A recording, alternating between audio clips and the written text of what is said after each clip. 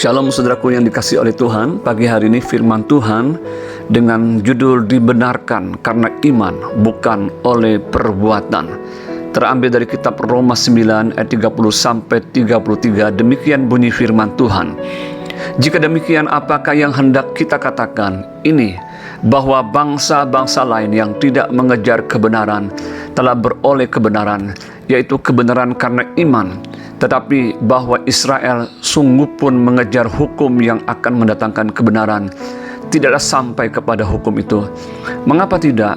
Karena Israel mengejarnya bukan karena iman, tetapi karena perbuatan.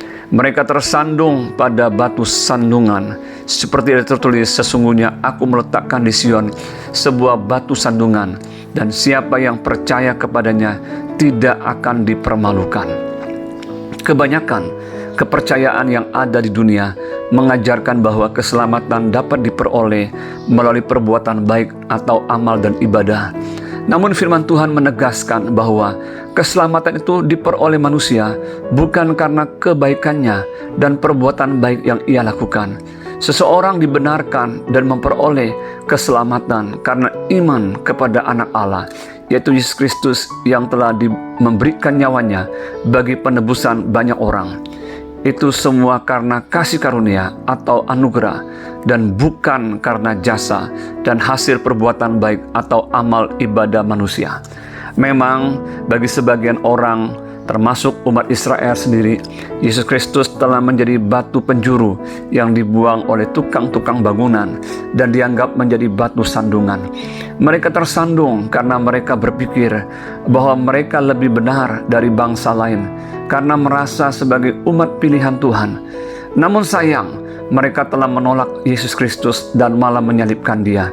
Dan itu yang terjadi hari-hari ini ketika manusia mencoba mencari pembenaran karena jasa dan perbuatannya, malah menolak Kristus yang adalah Tuhan dan Juru Selamat. Mereka justru tidak sampai kepada keselamatan itu. Sedangkan mereka yang percaya kepada Yesus Kristus, bahkan dari bangsa-bangsa lain atau non-Yahudi, justru dibenarkan karena iman tersebut. Seperti dikatakan demikian, sesungguhnya aku meletakkan di Sion sebuah batu sentuhan dan sebuah batu sandungan, dan siapa yang percaya kepadanya tidak akan dipermalukan. Roma 9:33.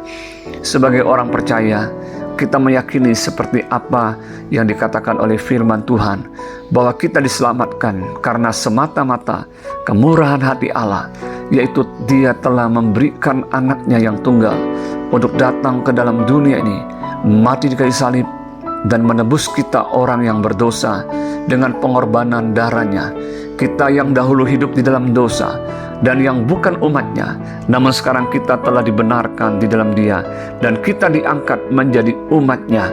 Bila saat ini kita sebagai orang percaya melakukan perbuatan baik atau amal dan ibadah, bukanlah kita lakukan sebagai tiket untuk masuk surga atau sebagai upaya untuk memperoleh pembenaran.